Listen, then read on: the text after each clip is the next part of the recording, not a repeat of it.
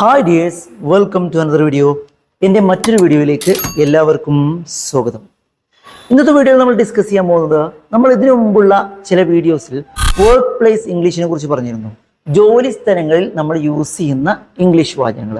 അതിൻ്റെ തുടർച്ച തന്നെയാണ് നമ്മൾ ഇന്നത്തെ വീഡിയോയിൽ പറയാൻ പോകുന്നത്. ജോലി സ്ഥലങ്ങളിൽ നമുക്ക് ഉപയോഗിക്കാൻ പറ്റുന്ന കുറച്ച് വാചകങ്ങൾ.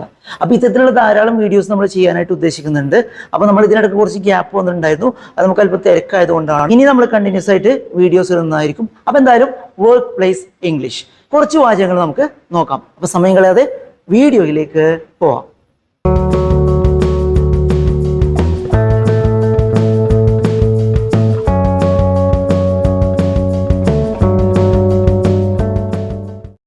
ഓക്കെ, അപ്പോൾ നമ്മൾ പറഞ്ഞു വർക്ക് പ്ലേസ് ഇംഗ്ലീഷ്. ഇതിൽ ആദ്യം പറയുന്ന വാചകം ഇങ്ങനെയാണ്. നമ്മൾ ഒരാളെ ഓഫീസിലിരുത്തി എന്തോ ഒരു കാര്യത്തിന് ക്ഷണിച്ചു വരുത്തിയതാണ്. പക്ഷേ അയാൾ വന്നിട്ട് അല്പനേരമായിട്ട് ഇരിക്കുകയാണ്.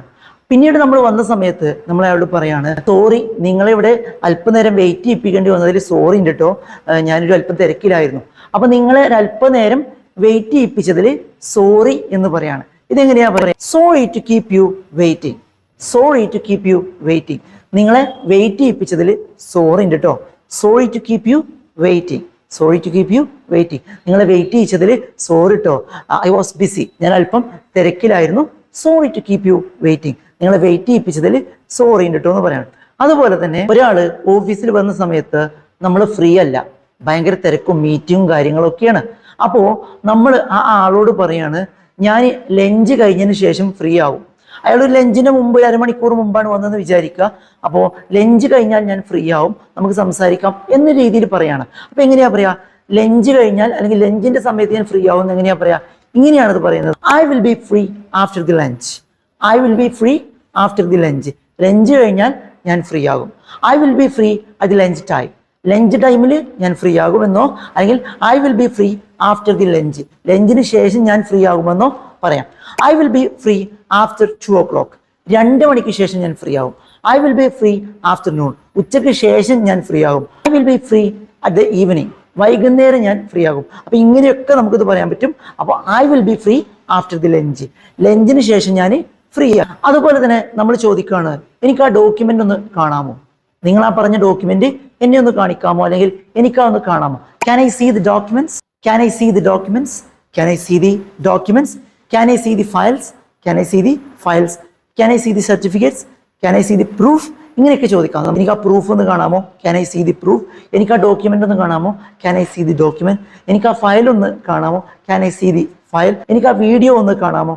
Can I see the video? ഇങ്ങനെയൊക്കെ നമുക്ക് ചോദിക്കാവുന്നതാണ്. അതുപോലെ തന്നെ എങ്ങനെ ചോദിക്കാണ്, നിങ്ങൾ ആ ഫയൽ എവിടെയാ വെച്ചത്? നിങ്ങൾ ആ ഫയൽ എവിടെയാ വെച്ചത്?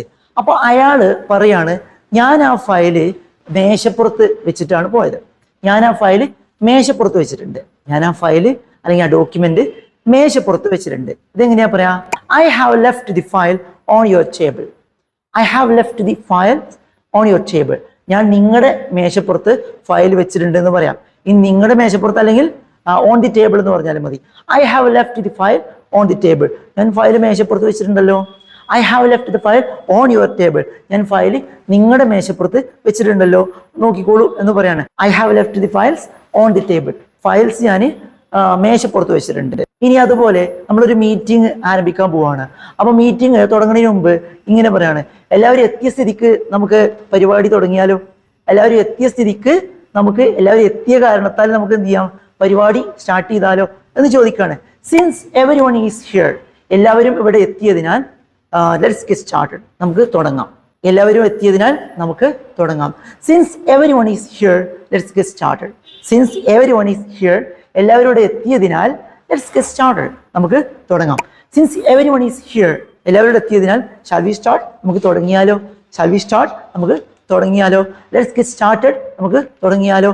ഇങ്ങനെ രണ്ടും ചോദിക്കാന്നുള്ളതാണ്. അപ്പോൾ since every one is here, എല്ലാവരും ഇവിടെ എത്തിയതിനാൽ ലെറ്റ്സ് ഗെറ്റ് സ്റ്റാർട്ടഡ്, നമുക്ക് തുടങ്ങാം. അല്ലെങ്കിൽ ഷാൽ വി സ്റ്റാർട്ട്, നമുക്ക് തുടങ്ങിയാലോ? ഇങ്ങനെയൊക്കെ ചോദിക്കാന്നുള്ളതാണ്. അതുപോലെ തന്നെ ഇങ്ങനെ ചോദിക്കാണ്, നിങ്ങൾ നിങ്ങളുടെ മെയിൽ ചെക്ക് ചെയ്തില്ലേ? ഞാൻ ഇന്നലെ മെയിൽ അയച്ചിരുന്നല്ലോ, നിങ്ങൾ നിങ്ങളുടെ മെയിലൊന്നും ചെക്ക് ചെയ്തില്ലേ? Have you checked your males?